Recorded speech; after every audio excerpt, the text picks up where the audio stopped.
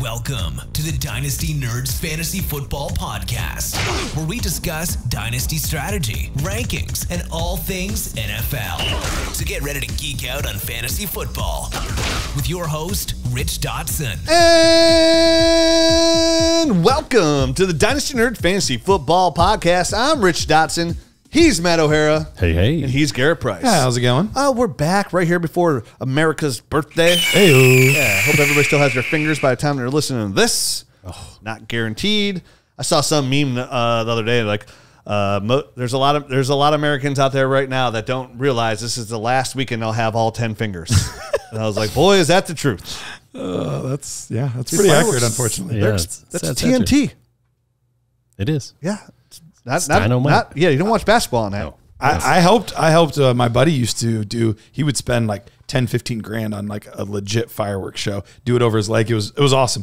I helped him one year and somebody got like hit with one of them and they had to go to the hospital. Like it's serious stuff. Those are rockets. They're called rockets. You light a fuse. If you're lighting a fuse, like run. Like, have you ever seen somebody light a fuse? Wait, what's that? What? Move, Jerry. Guy in a wheelchair. Yeah. He's in the power wheelchair. Yeah.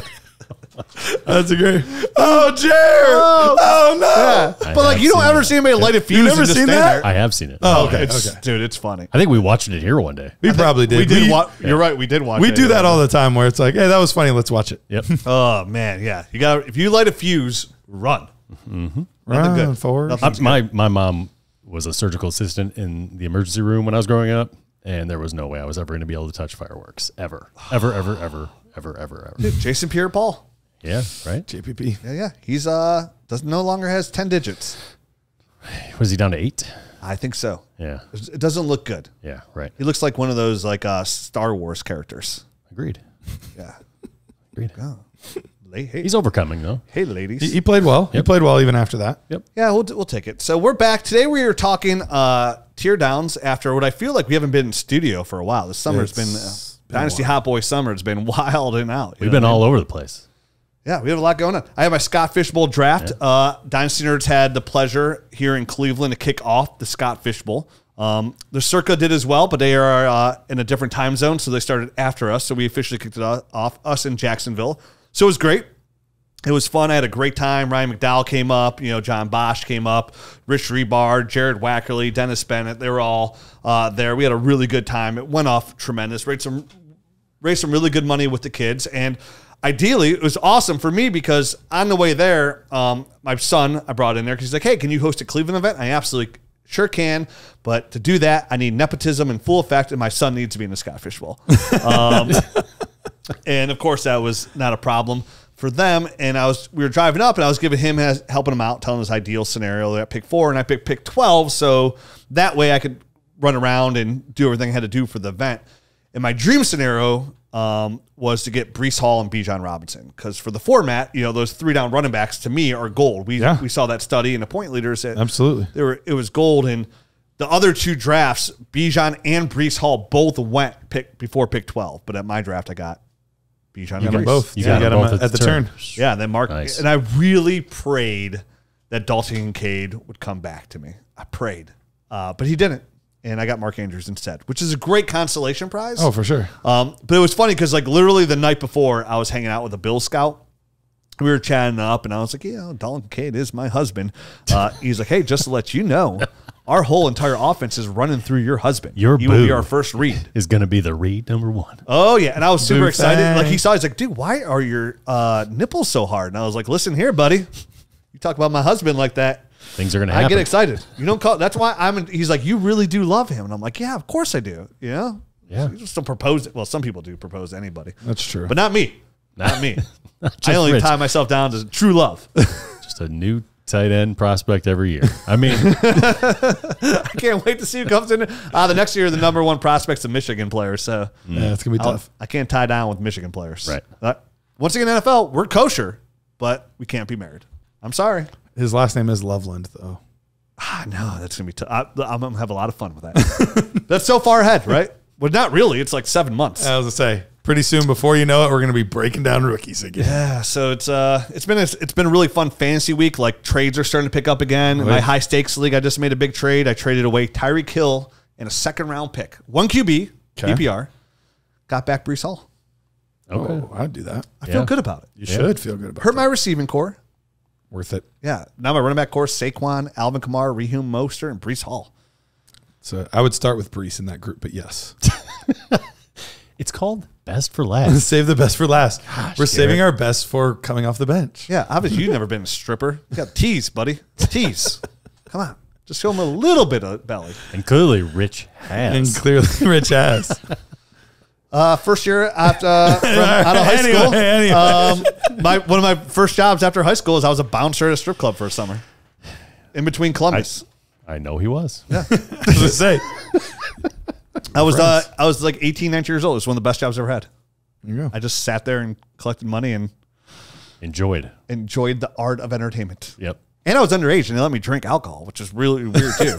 Way past the statutes of limitations. I was going to say, we just won't We're mention good which now. one it is, and no one will know. No, we won't mention it. We Yep. won't mention it. No, anybody would know. Our local listeners. I was gonna say. Sometimes we forget how many people actually listen to this. Someone will know. It was a great job. And shout out to all the Dynasty Nerds fans that showed up to the Scott Fish Bowl too. That came in that weren't even drafted. And they showed up. Saw there's 5 people that showed up in Dynasty Nerd shirt. It's pretty dope. Just to hang out. Love this. Shout out to all you guys. I wish I could remember his name, but I tell everybody as they introduce me, I will not remember your name. I went up to everybody and shook. Hey, I'm Rich. And hey, I'm Rich. And, They said their name was Rich too. no, but I just can't remember it. Oh, okay. And I'm so bad at remembering names. It's challenging. I know, but now I don't even try. Yeah. That's You've just I know I'm not gonna completely given remember. So they tell me a name, and I'm not even listening. Like in my head, I'm like, I'm not gonna remember this. I don't even give him a chance to tell me You're the name. pulling off the Michael Scott mnemonic device thing. Remember that when in the office where he was like mole face, sugar tits, and he just and somehow it was a mnemonic device. That would work for me. Yeah. So, anyways, today's episode we're doing tearing down, and by tearing down, we're doing TIER tier, not crying, Not crying. not ripping. That would be a tear down. Tearing up Tier, my heart. Tear. If I'm saying words, Yeah. who knows? Exactly. Enunciation. It's a good thing that you spelled it. Yeah. So people know. So basically, the premise of the episode is, hey, why draft player A here when you can get player B here? And we're going to make the points Correct. why that argument stands true. And maybe we'll be right. Maybe we'll be wrong. Maybe we'll agree. Maybe we'll disagree. You'll probably like my guys better than these guys. Some of these might work out. Some of them, maybe they won't. Yeah. Well, I mean, we'll see. Right? It's Dynasty Hot Boy Summer. They might not work out, but you might be able to make out. I guess. Yeah, sure. Sure. No, not with me. Don't give me those beautiful eyes. The way you just your mouth went agape. Oh wow, he's ready. I thought it was an invitation, Rich. I don't know. I can tell. I'm really good at reading eyes. Oh my god. So I'm gonna start here. I'm gonna go first because I feel like I haven't talked enough already. Yeah, I know. That You makes should sense. Definitely keep going. Logical. I want to give people my tone of voice. I haven't talked to you guys in a while, so I'm all excited. All hopped up. It is here. way more fun in person. Way more fun. And don't worry, 95% of our episodes are in person. Yeah. Unless it's in the summer. Yeah, unless it's in Dynasty summer. Hot Boy Summer. And we're hot boying it around. All right, so come on, now you're getting me in the mood. Just calm down over there, sexy. All right, so I'm gonna start. I'm gonna go with my tier down of Jakobi Meyers, wide receiver for the Las Vegas Raiders, over Terry McLaurin, wide receiver of the Washington Commanders. Jakobi Meyers last year was wide receiver 24 overall in PPR. Missed 2 weeks. He had the concussions. Turns 28 in November. Terry McLaurin last year was wide receiver. I don't have it here. I deleted it off my I can stats. find it. I was going to say. It was like right around wide receiver 34, if I he's remember 31. right. Yeah, he was 31. Wide receiver 31. He'll be 29 in September. So he's a full year older than Jakobi. Terry last year, he averaged 12 points per game. And Jakobi Meyers last year, he averaged 13.7 points a game. So 1.7 points per game. But the big thing here is like when you're tearing down, like a lot of our tear downs are like 2 rounds lower. You get Jakobi Meyers a full 4 rounds lower. It's a big tear down. Than Terry McLaurin right That's now. probably almost 2 tiers, I would say, probably. Yeah, at receiver. both eyes. Yeah. Both eyes. Double crying. Just trying to Clear eyes, full hearts. Just trying to water myself, So yeah, that's how you grow. So sometimes you got to water yourself to grow. That's an Ed Sheeran song. There you go. it's something about crying. He's like, sometimes you got to water yourself to grow. And I heard that. I was like, wow, that's very poetic. Deep. Unless it's with your own tears and you're just giving back what you already lost. I think that's the premise. Yeah. Sometimes you need to water yourself to grow. I get that, but realistically, if you're watering yourself with your own tears, how can you're just replenishing what you lost, not necessarily getting more from outside water. Dude, you're a Satanist. I'm talking to Matt right now. Wait a minute. Wait a minute. How dare you? If there's one person in this group, I'm pretty sure it's not me. It's always the last one that you never see it coming. Oh, you got me saying in a scary movie. All that Jesus talk really tricked me. So yeah, Jakobi Meyers over Terry McLaurin. More points per game. And we look at what were the points per game breakdown? I'm sorry. So Terry last year averaged 12 points per game, and Jakobi averaged 13.7 points per game. And I'm looking at him, like with Terry entering year 29, like his long year 29. Yeah, of being on Earth. Being on Earth. Okay. Yeah, alive. Oh, you meant the NFL. I told my wife, Terry's so old. I was like, man, I'm almost 45. I'm halfway to 50, and she's like, you're way more than halfway to 50. You're halfway to 90. And I'm like, oh, yeah. I was like, I'm halfway through my 40s. Is what there you go. Yes. Yeah. There you go. She's like, you look great for your age. And I was like, let's French kiss. It's way more romantic. That's definitely how this went. That's 100%. I saw your eyes again. I saw your eyes again. Saw the little corner of your mouth, a little salivating. That's cool. Yeah, so a full 1.7. And with their age, like when you enter this like age group, it's every year counts at this point. Mm-hmm. And then when you look at their quarterback situations, you could definitely say Terry's got a better situation at quarterback than a guy like Jane Daniels, but still a rookie nonetheless. And with Gardner Minshew and Aiden O'Connell out there in Las Vegas, I'm not going to say that they have a better situation because I would definitely take Jaden over those guys pretty easily. But Jaden's going to offer some rushing ability there in Washington. They got a better run game there in Washington. But I also look at Jakobi, we're like, okay, the Raiders are going to draft a quarterback next year. They're probably going to move up in the draft if they're not high enough, but they're going to get their quarterback next year. Because I don't expect Aiden O'Connell to come out here and light the world on fire. Mm-hmm. I don't expect Gardner Minshew to do anything that Gardner Minshew doesn't do. Gardner Minshew is a very fine NFL quarterback. He's not a Super Bowl caliber quarterback. So, when you look at Jakobi Meyers' targets over the years, he's averaged about 20% target share. Last year, Meyers comes off a career year there in Las Vegas in his year 27 his 27-year-old year. He had career high 8 touchdowns, which is pretty good. And he was second on the team in targets, obviously behind Devontae Adams. But the player that was third in targets on that team was actually Josh Jacobs. So with Josh Jacobs leaving, we don't view Zamir White as like a high-end receiving running back out there. And they know they brought in Dylan Lobb, and Dylan Lobb's probably their best bet at pass catching. Alexander Madison's okay at it. But to me, in my eyes, losing a guy like Josh Jacobs does kind of benefit Jakobi Meyers slightly. Now, they did bring in Brock Bowers, and Brock Bowers is an extremely talented receiver, and he could take away from that to make a counterpoint to my argument. Like Brock Bowers isn't just anybody. And I do expect Michael Mayer to kind of be obviously more hurt than that. You have to be concerned about Mike going from Josh McDaniels to Dameon Pierce. When Dameon Pierce took over, they did go a little bit more strong in the run game, but not having Josh Jacobs, I do expect them to be playing more. Antonio Pierce, that threw me off for a second. Not Dameon Pierce. I get what you're saying now. I was head like, coach. Dameon Pierce was on the Raiders? I totally missed that. Yeah. Oh, yeah, Antonio Pierce. Antonio Pierce. Making a lot more sense. So you would think they would run some more here, but I do expect them to be playing more from a negative game script a little bit more. Still really good defense to put them in position, but I do expect them to play from behind a little bit more this year because of the whole state of the offense of where they're going here. So they bring in Luke Getsy as offensive coordinator. Didn't do anything in Chicago that really lit the world on fire. Mm-hmm. Not enough to really kind of make a point here. So, but when you look at Jakobi Meyers over the last 4 seasons, I mean, he's somebody that comes in and right where he finished, like wide receiver 24 is right where he ranks, even with New England targets. Like he ranks right around 28, 27, 26 in targets for wide receivers overall. So this is a player that can get open and can separate, and just it really hasn't had a really solid QB to get him to football. And for when you look at a guy like Terry McLaurin, I mean, what is Terry McLaurin, right? Terry McLaurin's a guy who's been very consistent in what he does, but he's averaging you about 12 points per game. And last year for Terry, we saw a career low on some of his numbers. He saw only his target percentage was 21.6, career low.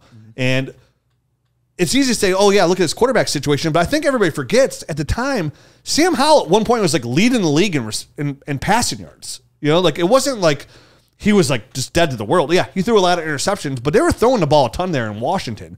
But for some reason, Jahan Dotson just disappeared. I don't know if he got abducted by aliens or what. But even for Terry in that situation, saw a career low in target percentage. I think for me, I'm 100% on board with a tear down overall to Jakobi Meyers. For me, I'm in on McLaurin this year, though. With the addition of Jaden Daniels, I do think we saw below 70% on-target pass rate from Sam Howell last year. So there's a lot of just missed targets. But the other thing is Cliff Kingsbury is going to be the offensive coordinator. Yeah. So they're going to be slinging the football around. So while I'm with you, I think Jakobi Meyers is a good target. I don't know that it would be McLaurin that I would go from to Meyers, if that makes sense.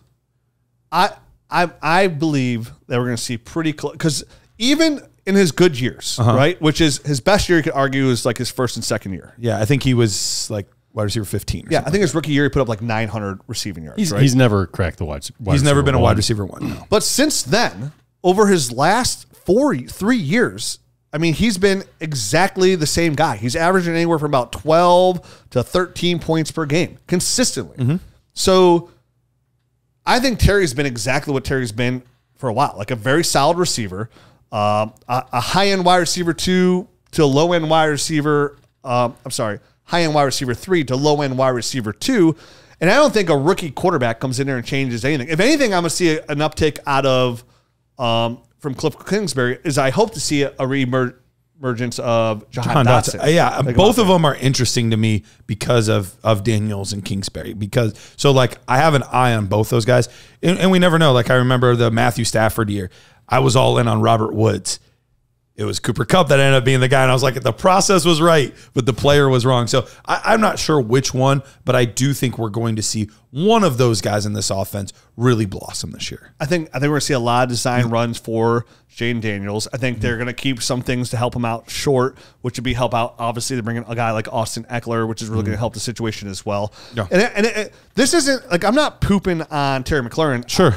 I just think their numbers are going to be pretty dang similar. Yeah. You know what I mean? So, like, again, tier down, when I can grab a tight end there, a running back, or something along those lines, and I can wait on for Jakobi Meyers. I don't think the points per game differential is going to be that far off. Again, I'm talking about a drastic tier here, too. So it is a big tier. I don't dismiss Terry, but this isn't me saying, oh, Terry's going to be garbage. Yeah. I just view them as pretty much equals. Yeah, and I'm with you on the concept. I think for me, it would just be a different player other than McLaurin. Okay. But I'm with you on Jakobi. I think I'm totally with you on that. I thought the points per game were very similar. For them. I thought they were very similar players overall. I know Jacoby's touchdowns helped some, and we could expect to see an uptick in Terry. But again, I also bringing an athletic tight end like Ben Sinnott. They're bringing a guy like Zach Ertz as well. So they have two talented tight ends there. 100%. They have two running backs with Robinson and Eckler, and then having a guy like Jahan Dotson. And Terry McLaurin. And they brought in another very savvy route runner who, again, we need some time to work, but a guy like Luke McCaffrey as well. So that's my guy, Jakobi Meyers. So, I mean, I like the guy. And to your point, there are some other guys, if you look at just points per game basis and stuff like that, there's some other interesting guys, I think, that you could say, hey, avoid this guy, maybe grab this Meyers instead. And you mentioned, Cooper Kupp's right in that same range, 13.7 last year. But Calvin Ridley, Jaden Reed is right there. I would expect him to maybe up his game a little bit. So that one might not be as close. That whole situation in Green Bay is going to be really interesting because as much as I think he's the best receiver there, I could see that situation being a nightmare for fantasy where it's just, this week's a Dontavian Wicks week. This week's a Christian Watson week. This week's it's going to be a tough one. And then DK Metcalf's right around the same points per game as well. So much bigger name value there, DK Metcalf, than a Jakobi Meyers. So, and those guys all lived, like Terry lives in that range too anyways. And that's, and you're right. like Garrett said, I could easily pick anyone. Oh, DK Metcalf, get Jakobi Meyers. You know what I mean? Any one of those guys. I went with the guy, though, that was the oldest of the group. Yeah, Amari Cooper, that was another guy that's... Oh, he's too good. Well, he's a little bit higher anyway in points per game, 15.1. He was a wide receiver 1 last year. But, I mean, that's not 2 years ago. It's not like crazy. 15.1 to 13.7. It's not like a crazy jump. Pretty crazy. Pretty crazy. Point and a half. No big deal. I mean, every inch counts. Wink. Wink, wink. People can't see me wink on the podcast. I know. So that's why you have to make it a vocal In case you're wink. not watching on YouTube. I mean, we preach on this podcast all the time. Like, be aware of Terry McLaurin's age. Be aware of Terry McLaurin's age always, because he came out a little bit older. So to me, it was just like, oh yeah, Terry's going in year 29. Like, year 29. I just keep picturing him in his 29th year. I don't know how many years he's been in the league. Like Tom Brady. Yeah. Tom Brady type of situation. Yeah, he's going to year 44. Storied career. All right, so I guess let's turn the page here. Hey, Nerd Herd, this is Rich Dotson. I've got some exciting news for you. Underdog Fantasy is back with their annual Best Ball Mania tournament, and this year it's bigger and better than ever with a whopping $15 million prize pool. Best Ball Mania 5 is the ultimate fantasy football competition where you draft your team and then sit back and relax. No trades, no waivers, just your best lineup every week automatically set by Underdog. For just $25, you can enter for a shot at the grand prize of $1.5 million. Plus, there are tons of other prizes throughout the season, including $500,000 for the top regular season performer. And guess what? We've got a special offer just for our listeners. Use the promo code NERDS when you sign up, and Underdog will match your first deposit 100% up to $100. That's right. Double your money to get more entries and more chances to win. Don't miss out. Drafts are happening now, and entries close before the first game of the season. Head over to UnderdogFantasy.com or download the Underdog app, sign up with the promo code NERDS, and start your journey to fantasy football glory today. Must be 18 plus, 19 plus in Alabama and Nebraska, 21 plus in Massachusetts and Arizona, and present in a state where Underdog Fantasy operates. The terms do apply. Concerned with your play, call 1-800-GAMBLER or visit www.ncpgambling.org. In Arizona, call 1-800-NEXT-STEP. In New York, call 1-877-8-HOPE-NY. In Tennessee, call 1-800-889-9789. On to my tear down players here. Stop talking about Tom Brady. Okay. He's old news. He's very old news. Let's talk about these current players. All right, so my guy is my tear down player is Jared Goff, and it's coming down from a player like Trevor Lawrence. I like this. Yeah, so I mean, if you're comparing these guys kind of apples to apples, currently right now they're going in ADPs. Trevor's going about 24, and Jared Goff's going 48. So you're getting them a full 2 rounds later. Their positional ADP is a little bit closer. Trevor's going off as the 13th quarterback, and Jared Goff's going off as the 18th. But as we've seen in some of these startup drafts, there can be big gaps in those. If everyone gets their quarterbacks kind of early, a guy like Jared Goff can kind of slide a little bit. Right? He can. I mean, so even though he's going in the 5th round, top of the 5th round, according to this. Sometimes it's 4th, sometimes it's 6th. Exactly. It could be even larger than that. So the age is probably the biggest differentiator in these two guys, and it's Trevor's 24, and right now Goff is 29. So there is 5 years difference. So I understand why the ADP kind of is the way it is. But nowadays in quarterback years, I don't care. I really do not care about 5 years between a 29 and a 24-year. It doesn't matter to me. It literally shouldn't matter one bit when both of them have 15 years possibly left. 10 to 15. Like in the perfect world. He said, "Move over, Brady. Yeah, get out of the way, Jared Brady. Goff playing until he's 50." Well, I was kind of thinking more of, I guess, 44. But yeah, the younger one. Maybe 10 to 15 years. You know what I mean? Whatever. I get what you mean. So last year, the points per game, the PPR points, I guess that doesn't matter because it's not PPR. It doesn't matter for quarterback. Points per game. I need a PPR point. Points per game. 17.3. Screw you. 17.3 for Trevor Lawrence and 17.8 for Jared Goff. The positional finishes 13th for Trevor Lawrence. And Goff was 7th. So the finishes is what's flipped compared to the ADP, and it has to be age related. And for me, I already explained it's not that big of a deal. It wouldn't even move the needle for me. So then I started looking at kind of differences in trades as well, because I wanted to see the trade value in case you're just looking at that kind of stuff instead of a startup.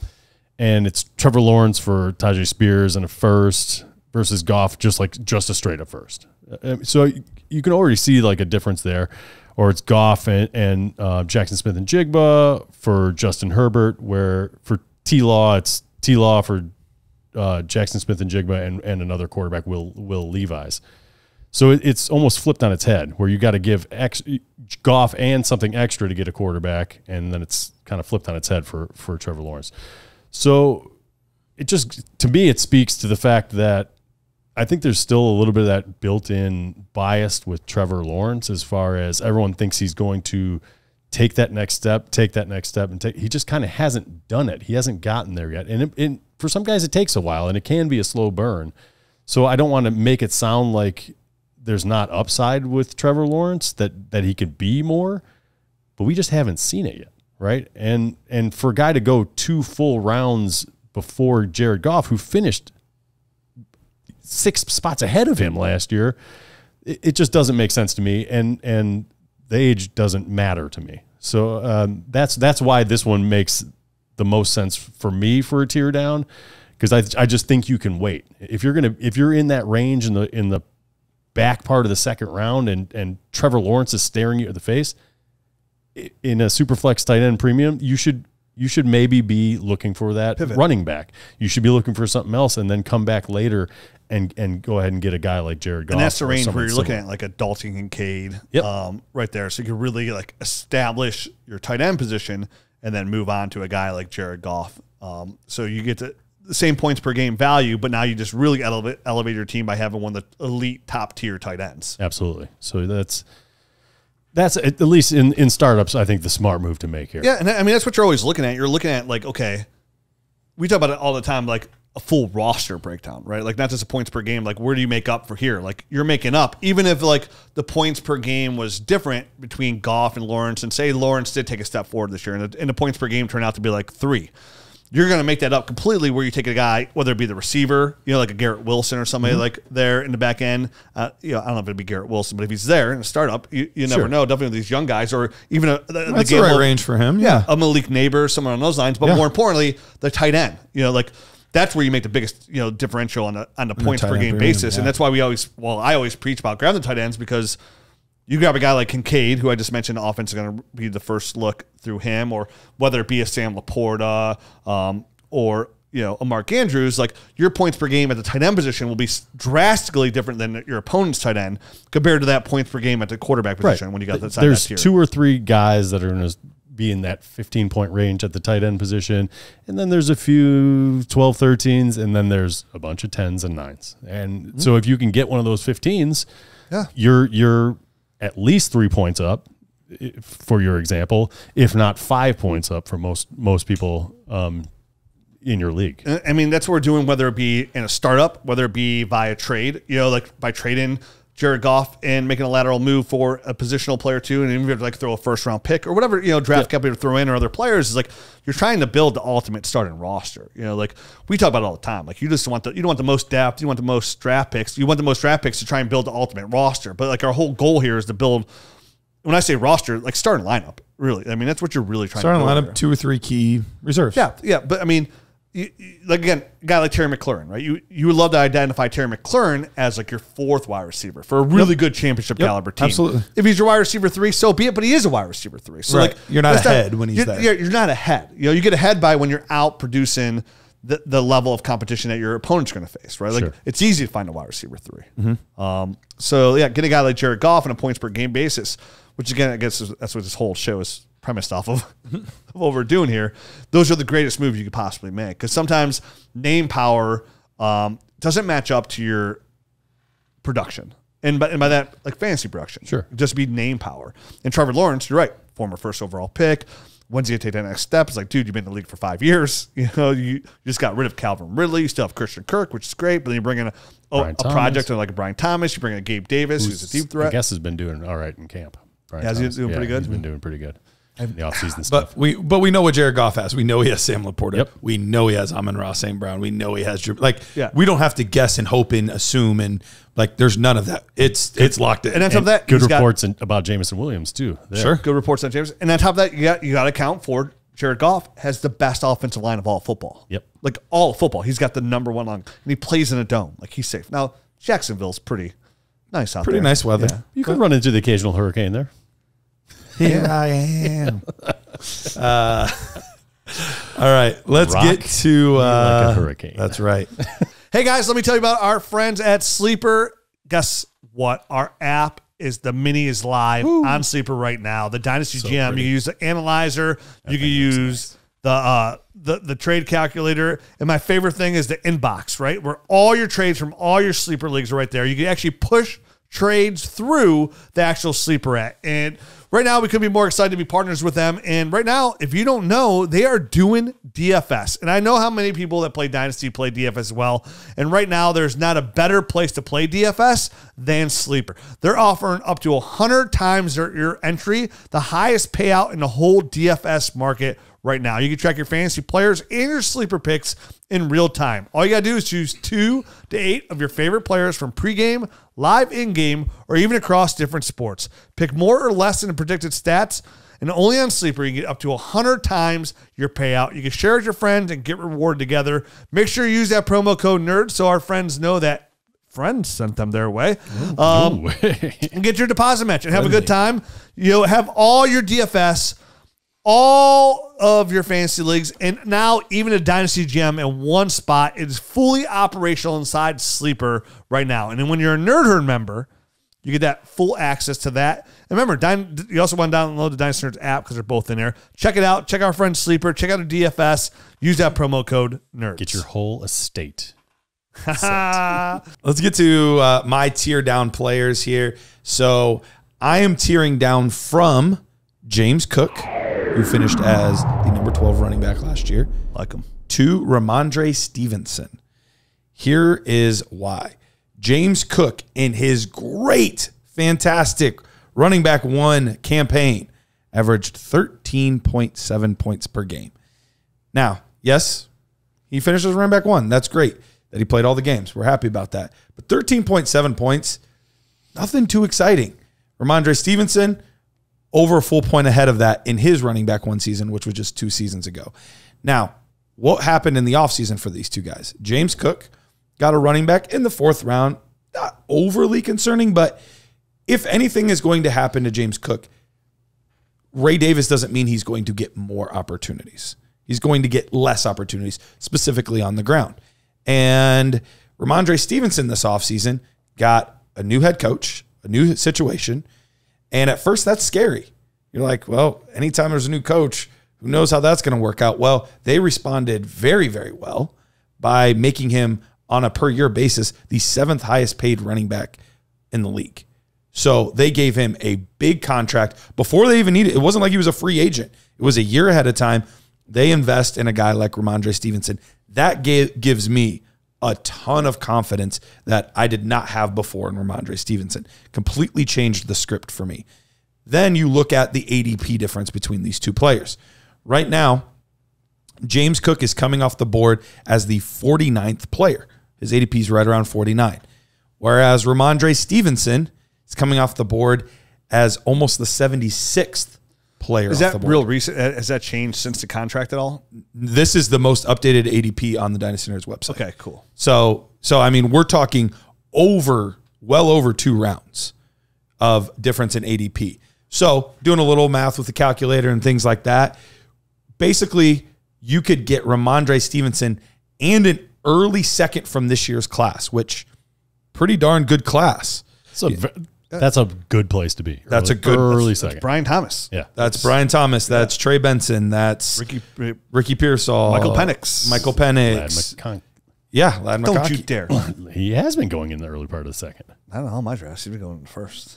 Usually goes between 10 and 11, where I see him I mostly. wish I had some more Brian Thomas shares. I don't have a single Brian Thomas. I got 0 as well. Yeah, I'm not upset that I got a lot of Leggett shares. Yeah.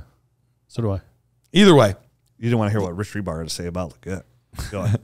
long story short, for me, I actually have Rhamondre Stevenson ahead of James Cook in my ranking. So for me, it's not a tier down, but according to ADP, it's a pretty big tier down. You know what that Bill Scout told me? But He's like, we really feel like James. I told him, James had a really good year last year for you guys. Like, I was pretty impressed. And like from a fantasy aspect, Yeah, which top is 12 guy. how I look everything. I was like, he's like a running back 1. And he's like, yeah, he's like, our biggest pleasant surprise with James is we feel very confident in his ability between the tackles. He's like, which was something we weren't 100% sure on when we drafted him. Yeah. We really liked his pass catching ability, but him in our offense, we feel way more comfortable with him between tackles than we would have before. And I told him, how much I like Ray Davis. You know, like there's 2 running backs I like late, Tyron Tracy and Ray Davis, and you guys got one of them. I was pretty pleasant, you know, because Ray's smaller, but he's big. He's like, oh, he's a thick kid. I was like, so you're going to use him a lot more between the tackles, you know, and help elevate James. He's like, and that's what he said. He's like, no, he's like, we actually like James between tackles. Like, we feel he could be a 3-down running back in our offense. Like, he is one of those pleasant surprises. Like, we're extremely happy with him. I was like, oh, because that made me feel, because I have some James Cook shares. I was like, oh, that's kind of nice, like music Meyers. So I will say that was something I learned there. I learned that, and I learned how like Kincaid was going to be the number 1 read in offense. And they're like, I mean, because I told him, it's like, I'm so impressed with Kincaid, how much he's advanced playing football for such a little amount of time. Yeah. He's like, there's no player that had that looked better in our OTAs than Dalton Kincaid. I was like, oh, love hearing quit that. Quit staring at my chest. Come on. Love hearing that. But yeah, I get what you're saying. Like, Staring at my chest. For tearing down wise, you know, definitely when it comes to running back, there's no better position to tear down than at running back when you're looking at value. And definitely when you have I guess your security is probably pretty close to the same, like 2 years. I think Cook's got, 2 more years on his rookie contract? Yeah, I believe so. I was trying to pull up the contract. For Rhamondre? For Rhamondre, they don't have the numbers updated yet on spot right. I don't know the exact how much and stuff like that, but still, there's a lot. There was a lot of incentives built in and whatnot, but because even if it's the 17, whatever, like a lot of times it's just like the 1 year. Sure. Deal. But they got it done ahead of time too, which makes me feel pretty good about it. Yeah, you know, as opposed to wait until he tests in free agency and then bringing him back, and it's a massive boost to Rhamondre owners, right? Like with the uncertainty of bringing a guy like Antonio Gibson in, giving him a couple bucks here, I think it shows us they plan on running the ball a lot in New England this year. So the contract, how it's just in a paragraph read. Sure. 4 years, $36 million contract, $8 million signing bonus, $17 million guaranteed. So 2-year deal. I was going to say it speaks to just reading it without knowing all the details. It sounds like a 2-year deal. 2-year deal. Which is not negative for a running back. We say it all the time. It's really not. You live in a 2-year window for running backs at absolutely most. Like if you get 3 to 4 years, like that's a premier A-grade running back. Yep. Absolutely. So yeah, I think for me, if I can get that Rhamondre Stevenson plus an early second for James Cook, I feel pretty good about that because I don't think their points per game over the next 2 seasons is going to be much different. I love that. I mean, that's a deal I would love to get done. Like, can I get like, even if it's like not even like if it's a mid-range second, like can I gamble on like Adonai Mitchell? Sure. You know, like if it's like say I'm at like 2.7-ish range He's there. going like 2.5, 2.6 Ricky often. Pearsall, who's also had a really good OTA camp there. And we don't know what's going on with Ayuk either. We don't. It's very interesting. They keep saying they want to re-sign him, and then something else comes out. Something else comes out. It is interesting what they're going to do there with them. It's making me like Ricky more and more though. Every time, every day that goes by and they haven't figured out something makes me feel better about Ricky. And the fact that they invested a 1st-round pick in the kid. You know what I mean? Like it's not like it wasn't like they took Ricky Pearsall and he's had a good camp. They took him in the 1st round. Like they took him ahead of a lot of these other. They took him ahead of Leggett. They took him ahead of Adonai, Keon Coleman, and who else was in the first? Lad McConkey. You know? So that's and I mean Lad McConkey in that offense. Like, oh goodness gracious. And Pearsall's an older player, so it is exciting. I have a lot of Pearsall shares. Somehow it just worked out. Like he just slipped in a lot of drafts, like the 2.5 range, 2.6. Like it's an easy range to trade into 2.5, 2.6. And Pearsall lived there. So like I moved back. I was in a league, Superflex league, where this past week I had picked 112 and I was like, I'll move back to 2.5. What can I get? And I got Christian Kirk. Moved back to 2.5, and I got Kirk and Pearsall, and it was like, this is great. Like this is fantastic. That's huge value. Yeah, just massive value. Because you could make the argument that Pearsall belongs in the 1st round anyway, so you move out of the 1st round, and it's just a good draft this year. It really is. Yeah, it's who do you like? Yep. You know what I mean? It's like you love Leggett, like I love McConkey. I love Trey Benson, but I have a lot of Trey Benson. I love Leggett, and I know that I can keep moving back and getting him. So I've been doing that in so many of my drafts. I have a lot of Leggett too. I've been picking up extra 2nd round draft picks and stuff like that, moving back in the 1st round and just getting him and getting a free 2nd round draft pick. It's great. I have so many Leggett shares, and all I keep saying is like, hey, I'm taking him because this is Matt's guy, and I'm like, Matt's always right, and then I'm going, watch this be the one time Matt is wrong. And I'm going to hold against him forever. Caved. I was like, he's all in Leggett. And I'm in lots of leagues with Matt, so I see Matt like trading back and getting Leggett. Like every I know who he's drafted. Even when he's in the first round, I'm like, oh, Matt's just moving back here to get Leggett. Does he stay here and move back again? I'm like, no. Oh, yep, he took Leggett here. So I'm like, all right, so all my drafts I'm not in with Matt. I'm like, all right, I'm going to get Leggett here at like way later than Matt's taking him in every single draft. And I'm like, come on, Matt. Real quick side note, the guy originally I was going to pick tear down instead of James Cook, but I feel like we've poo-pooed on him enough this offseason. Russell Wilson. No, well, you have. But Rachaad White. Rachaad White is like the ultimate tear down for me. Yo. He's even going 3 spots higher than Cook. Yeah. But we've talked about him enough, so we won't James Cook. Same thing. I saw White too. I'm like, oh, I have a lot of tear downs here. I could jump way back. Tear down just about like, anybody. what are we going to do? It's just like, you can't be redundant. Right. You can't do a show every week and say the same thing over and over again. So that's why I went James Cook, but I feel good about either one. It's like Well, when then people want to maybe I'll change who I'm tearing down from. Just Nope, you got to keep it. We got to talk about it. We got to talk about it. Oh, yeah, we got to talk about it. So I'm up next year. I'm going to tear down from David Montgomery to Devin Singletary. Okay. Same range, right around 2 rounds. You're changing down here. And David Montgomery last year was running back 17. Devin Singletary was running back 32. So David Montgomery was clearly better. David Montgomery was running back 17, averaged 14.8 points per game, and Devin Singletary averaged 9.8 points per game. So you're like, oh, what are you doing here? Like, Monty's the better player. Montgomery's 27 years old. Devin doesn't turn 27 until September. And when you look at Devin Singletary, this isn't a running back like I'm standing on a soapbox for, but I mean, he's averaged, let's face the facts, he's averaged 4.6 yards per carry. And he's a very solid running back. And we saw, I don't know if you guys watched that Giants in season. I haven't yet, the Hard Knocks. I watched it last night, Hard Knocks late last night. It was pretty good. Yeah, pretty interesting. Definitely want to talk like what running backs were available, like discussing the Saquon options, what they could do there. It was sweet to see the Brian Burns trade kind of coming to fruition there. Is that when they were talking about the fact that they weren't going to pay Saquon basically because they had paid Daniel Jones $40 million. They can't have a $15 million. We're not paying Daniel Jones $40 million hand off to a $13 million running back. Yeah, there we go. Which makes me feel really good about Daniel Jones. But I mean, there's going to get, and the big thing is like part of my Singletary thing here where as well was like, hey, instead of Shane said, he's like, hey, instead of handing off to a $15 million running back, why don't we invest and protect our $40 million quarterback? And which is what they did. I mean, they went out and they added a lot in free agency. Added John Runyon, Jermaine Eluemunor, Matt Nelson, Austin Schlottman, and Aaron Stinney. And that's not on top of the guys that, their center was a second-round pick in Michael Schmitz. He was a second-round pick in 2023.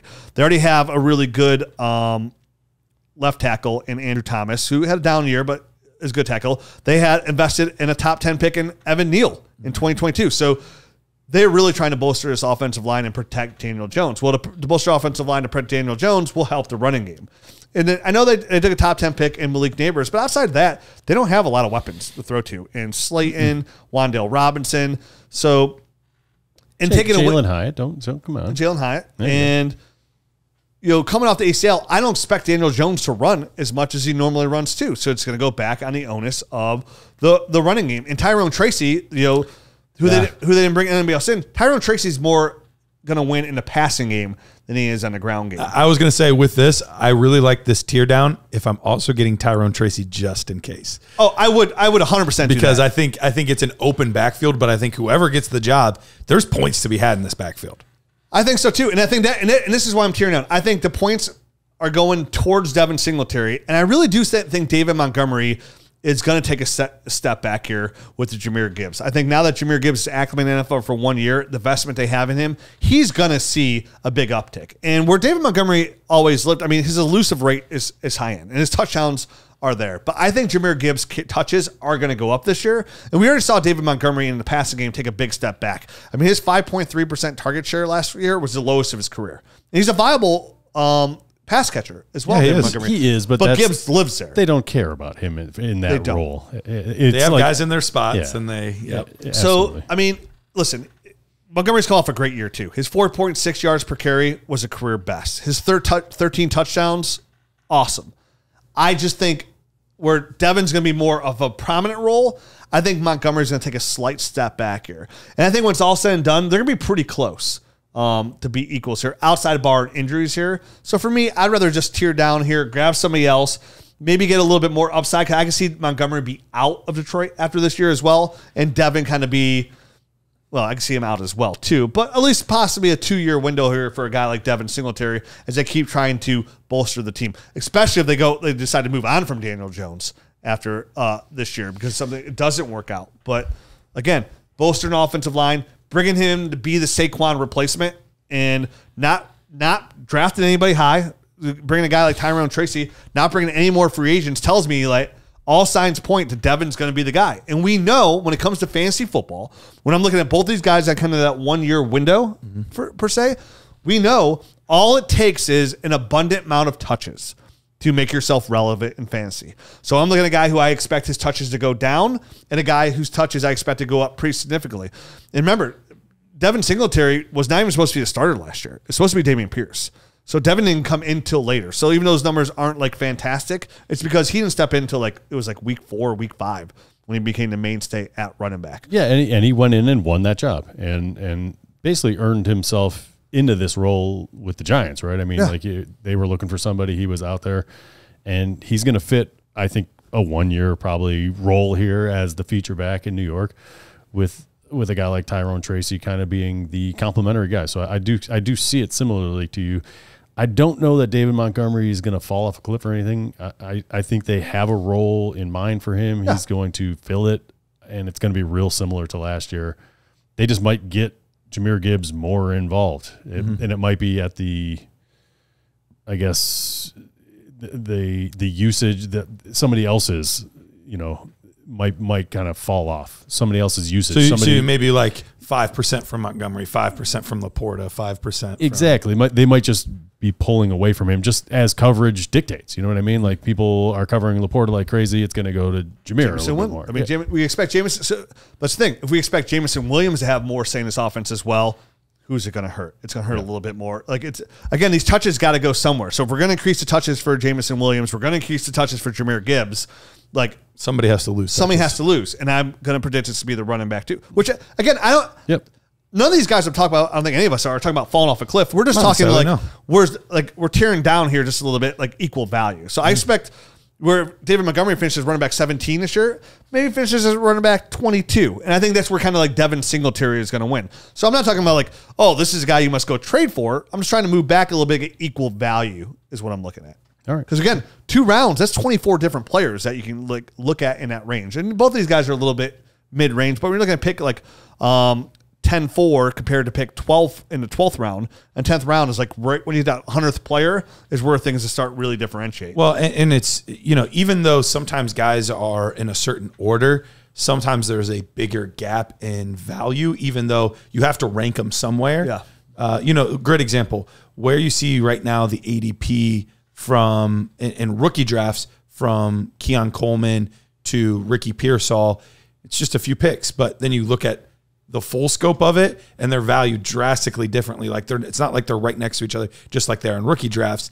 There's a huge chasm between them and Pearsall and Coleman in startup drafts. Same type of thing where even though, maybe they're only getting picked 20 picks later, how you would value that player in a trade, Montgomery is going to be valued much higher because of his perceived stability than a Devin Singletary. And looking back here too, Devin Singletary only had 10 starts. He had 898 yards. I was going to say, I wonder what his points per game are in just the games that he played after Dameon Pierce, because he was splitting time with Pierce early. Then at the end of the year, it was basically his job. So I bet those points per game aren't as far off. Well, I'm glad you said that. Hey, Dynasty Nerds, it's time to take your Dynasty game to the next level with FFPC's Dynasty Startup Leagues. Whether you're a seasoned pro or just getting started, FFPC has a league for you with entry fees ranging from $100 up to $5,000. Choose from a variety of formats, including Superflex, Best Ball Superflex, Triflex, 1QB, and Standard.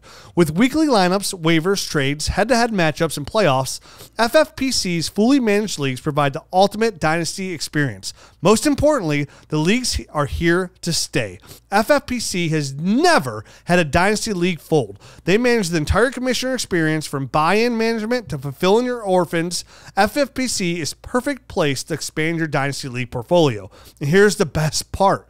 As a Dynasty Nerds listener, you can get $25 off any entry fee as a new member when you use the promo code NERDS. Head over to myffpc.com now to draft your team, manage your roster, and dominate your league with FFPC. That's myffpc.com.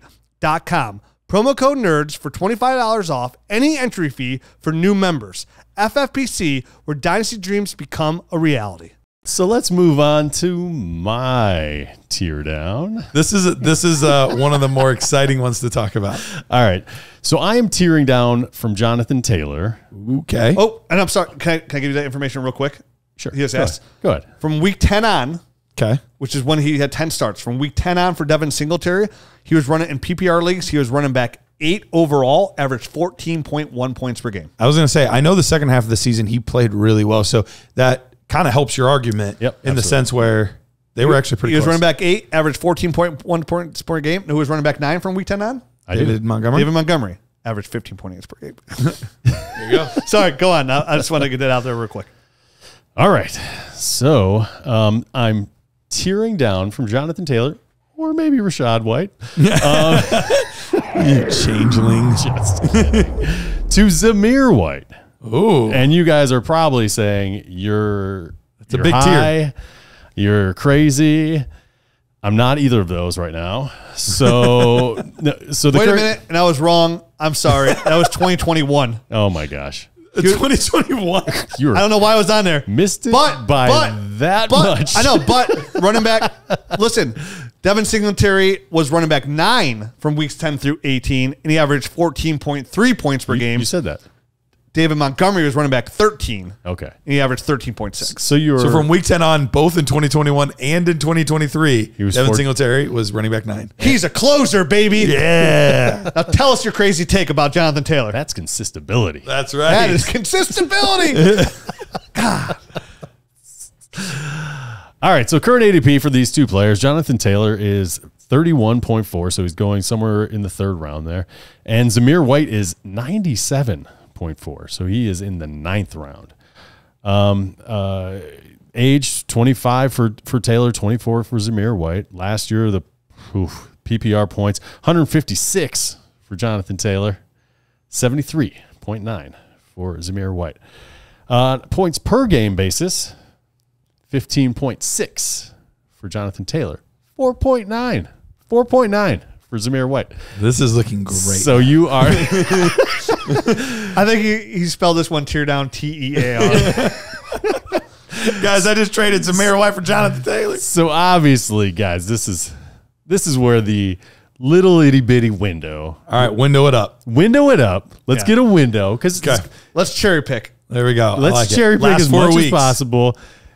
Clearly, weeks 1 through 15, Zamir White. If you follow Zamir White and are a fan at all, you know he was getting no play. I thought he was DOA, honestly. So did I, and I've had a lot of shares of him. I do too. And I've been watching him on my taxi squad because he hasn't been able to get off my taxi squad for years, and he wasn't doing anything. He had 20 attempts, 54 yards, 2.7 per carry. That's what we 2.7. call a pet rock. 1 through 14. The first 14 weeks of the season, that's what he got. So the whole regular season of fantasy. Whole regular season of fantasy, he did nothing.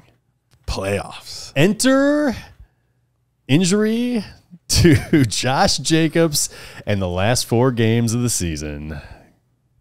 Audition time. Yeah. So in those 4 weeks, he had 84 attempts, 397 yards, 4.7 yards per carry, and 1 touchdown. He finished in that span with a 15.18 points per game basis. On a points per game basis, positionally, he finished as running back 9 during that span. Just like the magic number of the show. Not 1986, was it? It was not 1986 or 2021. It was last year. And, from a points per game basis, it was slightly lower at 12. But his 15.18 points per game in that span when he was actually starting is very comparable to the 15.6 that Jonathan Taylor has for the entire season last season when he was playing. He did have some injuries as well, so he only played in 10 games last year. Mm-hmm. So that is the crux of the argument here. But for me, it goes a little bit deeper in the fact that Anthony Richardson coming back is the type of guy that could steal some work around the goal line. We could see a little bit of a regression. The Raiders offense, as much as Rich thinks they're not going to be running the ball, I think they are going to run the ball. Oh, I thought you said that in your I said when Antonio Pierce took over, they ran the ball way more, but they're still going to be playing from a negative game script. They are going to be playing from a negative game script quite a bit, but with their quarterback situation, I think Aiden O'Connell is going to be the guy. But even if it's Gardner Minshew, they're both guys that you have to protect with the running game. So I think that's going to be the game plan going in a lot of the weeks. We're going to have to run the heck out of the ball to stay in games. It might get to a point where they're having to throw late in games.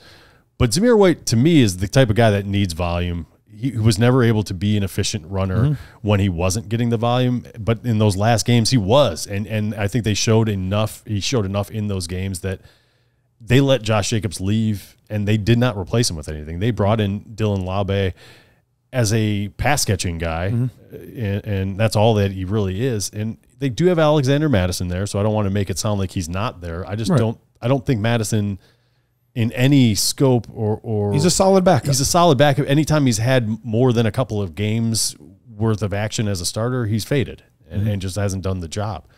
So Zamir, to me, obviously it's going to be a step down, but what do you expect to get? Because I think that's going to be the crux of it. Because obviously Jonathan Taylor, better draft capital. He's got the contract. Like, obviously the much better, safer player. But it's all about what are you going to get on top. It's six rounds difference. Right. So what do you think if you made that trade, what do you think you could get from, you're going to trade me Jonathan Taylor. I'm going to give you Zamir White and what? Like, what do you think you could get? First round pick? Pretty close to a first round draft pick, just based off of the other trades that I've seen in here. And it might not be right on with a first round draft pick, but it might be, I give you Zamir White and my second, you give, you the other way. Zamir White in the first. Zamir White for Zamir White in the second. Yeah. And that way you're boosting your draft stock a few picks and you're getting the player. So I definitely want Jonathan Taylor there. Listen, but listen, I understand the concept because the one unknown that we don't know is how Anthony Richardson and Jonathan Taylor are going to play together. Because we haven't seen them together. We haven't seen them together. So I don't really know. But my hunch is Anthony Richardson is the type of guy that is going to steal some work down at the goal line. So there might be a little bit of a pullback in Jonathan Taylor's just red zone opportunities. And I don't know how much he's going to use the running backs out of the backfield, right? Yeah. And be able to operate in the PPR game, which with Jonathan Taylor, that's a pretty important element to his game. He's always had around 30 to 35 catches per game or per year. That's a good game. It's like Puka Nacua week 1. No, I like it. I mean, it makes sense too, what you're saying. And the fact that Zamir did come in when given the opportunity to be the starter, he came and produced with the same head coach, run the same offense. And the fact that he did enough to show this team that, hey, they didn't go out and make any moves at the running back position. They gave Zamir the job. They brought in Alexander Madison, which didn't count, and took a super late draft pick in Dylan Lobb, who's basically only a pass catcher running back as it is. So this is the Zamir White show. So if those numbers hold true like they did last year, it all works out. And the point is, even if Jonathan Taylor takes a slight step forward and Zamir White maybe is down to the 13 points a game, you're still getting him 6 rounds later. And that's what I'm saying. The plus is like, hey, could I get in a Superflex league, like, can I get Zamir White in 110 for Jonathan Taylor. And then I take Jonathan Brooks, right? So like now I have Jonathan Brooks and Zamir White for Jonathan Taylor. I'm okay with that. And if you're listening at home going, you're an idiot, like, well, we all know how the running backs on their second contract usually work out. We know the limited shelf life. We know that Jonathan Taylor, where, yeah, there's a lot of upside, super talented player, he hasn't done anything over the last couple of years. And you can say, well, his injury and whatnot. It doesn't matter why. Right. He has not done anything. So for me to get upside running back, and whether it be Trey Benson or Jonathan Brooks or a Ladd McConkey, or even a quarterback in like a Michael Penix or say J.J. McCarthy slips in a super flex league, then moving Jonathan Taylor for that and Zamir White, I feel way more comfortable with. So I think it really depends on the stature of your team, but I agree with you. That's such a big tier down. You're getting like, we're taking Jonathan Taylor again, kind of goes back to my offset of the points per game basis. Instead of taking Jonathan Taylor, you're getting an elite tight end, you're getting your quarterback 2, or you're getting a wide receiver 1, and then getting Zamir White, which I'm all for because I'm all for about fading running back. So to me, I love the upside. Like almost like, what are you going to do if you miss out on Jonathan Taylor and then go a couple rounds and build your roster? Hey, take Zamir White. The upside is there, equal to, says the numbers of a JT. And it was 2021 when he had his sweet year. Mm-hmm. I had less gray hairs then. I almost had none. And more hair. Yeah. You had no gray hair? You have gray hair? I've got gray hair. Oh, you're old. I know. I do in my eyebrows. Oh, you're a weirdo. It is weird. Hair? Nope. Beard? Nope. Eyebrows? Yes. I'm starting to get the beard ones all down by the chin, and for sure flicks of gray hair.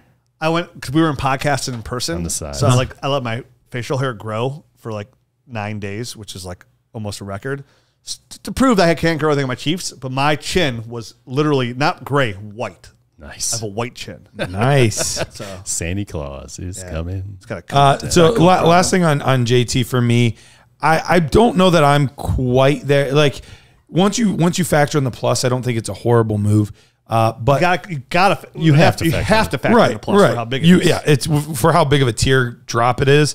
You have to. But the thing that's tricky is Zamir White. It is a 4-game sample. That is literally it, and that's really, really difficult to give up a guy that even in what was a bad year last year for Jonathan Taylor. You know, he came back off the contract stuff. Then he got injured at one point. Still averaged points per game wise, he was a top 12 guy at 15.6 points per game. So he's still on points per game basis. And he was dealing with all the Zach Moss stuff where he was sharing touches with Zach Moss for a little bit. We're not going to deal with that this year either. So for me, I don't know. Now, if it's a rebuild situation, yes, absolutely get off of him. But in a contender, I would have a much harder time doing that. Well, I mean, it's a startup. Who knows what you are yet? I'm always a contender. That's right. All right, last one here. We're going to go back to the quarterback position, and we are going to go with ADP-wise, the third, not just, or I guess he's the fourth. So not just the fourth quarterback, but the fourth overall player to go off the board in C.J. Stroud. Now, we all on the podcast, we liked C.J. Stroud. Sure. We had him ahead of Bryce Young, not ahead of Anthony Richardson, which could still prove right or wrong. We'll see. But we were all very high on C.J. Stroud. Still am. And I don't, if I'm picking there and I have to pick there, I'm probably taking C.J. Stroud as my third, fourth, fifth player off the board. Problem for me is I have zero desire to do that. I do not want to be picking as the third, fourth, or fifth pick in a startup draft. Do not want to do it. No, I am doing it kicking and screaming. If I'm not one or two, I'm at the back of the draft. And it's partly because I've warmed up to several players that you're getting in that range. Justin Herbert, Caleb Williams, Anthony Richardson. But the guy I specifically want to mention is a guy that I was pretty lukewarm on. And the more I've dug into him, the more I've looked at him, the more I'm on board. And it's Jordan Love. Russell Wilson. Russell Wilson, for sure. One of the greatest fantasy quarterbacks of all time. Welcome to the Jordan Love train that I've been preaching now for about 10 months. That's a little much, but yes. I know, but I'm always going to say it. Okay, all right. It'll sound better. Probably 6 months, but either way. Whoa. No, Rich and I have been on him for at least 4 years. At least 1990. Well, and here's I think November, like late November. Like, I think that's fair because he started hot and then he had that lull in like October. It's America's birthday, bro. And then especially right around Thanksgiving time. I'm telling you. That Thanksgiving game really every time I mention his name, like I tell you, his tape tells me he's elite status quarterback. So here's the thing for me. Josh when I look Jacobs at it, thinks the same thing, by the way. There we go. You heard the podcast. So right now, ADP wise, Jordan Love is going as the 15th. If you round it to actually be the 16th, 15.6. So the 16th player off the board, whereas CJ Stroud's going as the 3rd or 4th player off the board. Mm-hmm. So, and we know how much value, if you're trading out of one of those top picks and you're moving down a whole round almost, there's a lot of value to be had. You get like a 5th round pick for that. Yeah, which 5th again round sounds startup. crazy. Yeah, startup pick. That's a really good player. That's a really, really good player. And the crazy part is, and this was a big part of my processing and reasoning on this, was both guys, it was really their first year. I get it. It was Jordan Love's 4th season, but it was both guys' first year as a starter. And if we look at how they finished, Jordan Love, quarterback 5 at 19.4 points per game.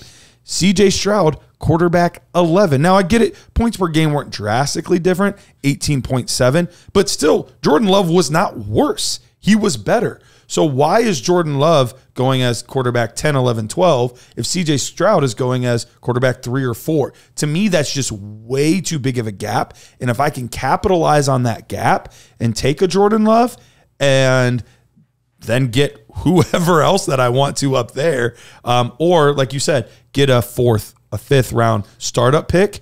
Like those are some really excellent players. Now you're building a core right there. I mean, that's a sweet move. Yep. You don't throw much on top for me to make that move. No. Like it's just anything that's like useful. Yes. Like I can use that. I'm making a move. Yeah.